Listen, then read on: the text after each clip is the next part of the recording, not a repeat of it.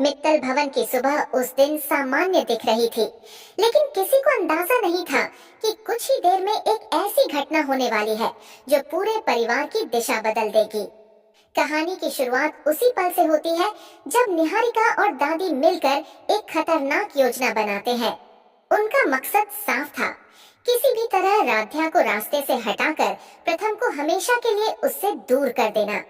निहारिका को लगता था कि अगर राध्या इस घर और प्रथम की जिंदगी से गायब हो जाए तो सब कुछ पहले जैसा हो जाएगा। दादी भी अब धीरे धीरे उसके प्रभाव में आ चुकी थी। दोनों ने तय किया कि राध्या को किडनैप करवा दिया जाए ताकि बाद में यह दिखाया जा सके कि वह खुद ही कहीं चली गई है। उस दिन दोपहर में राध्या आंगन में कपड़े सुखाने के लिए आई थी। घर में ज्यादा लोग नहीं थे। निहारिका को यही मौका सही लगा और उसने पहले से तय गुंडों को इशारा कर दिया।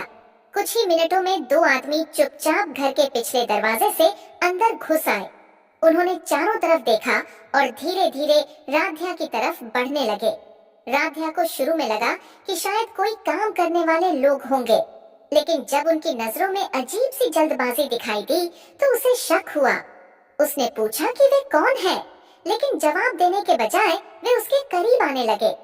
जैसे ही एक आदमी ने उसे पकड़ने की कोशिश की, राध्या तुरंत सतर्क हो गई। उसने जोर से हाथ छुड़ाने की कोशिश की और पीछे हट गई। गुंडों ने उसे पकड़ने की कोशिश की, लेकिन राध्या की ताकत और उसके भारी शरीर की वजह से वे उसे तुरंत काबू नहीं कर पाए। एक आदमी ने दूसरे से धीरे से कहा कि जल्दी करो वरना कोई आ जाएगा। उन्होंने दोबारा कोशिश की, लेकिन राध्या ने इतनी जोर से धक्का दिया कि एक आदमी पीछे लड़खड़ा गया। उसी समय अचानक पीछे से किसी के कदमों की आवाज आई। वह प्रथम था, जो ऑफिस जाने से पहले कुछ जरूरी कागज लेने के लिए वापस घर आया था। उसने जैसे ही यह दृश्य देखा, वह तुरंत समझ गया कि कुछ गलत हो रहा है।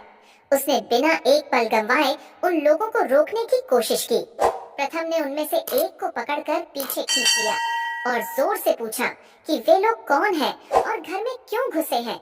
गुंडों के लिए यह स्थिति अचानक बदल गई थी।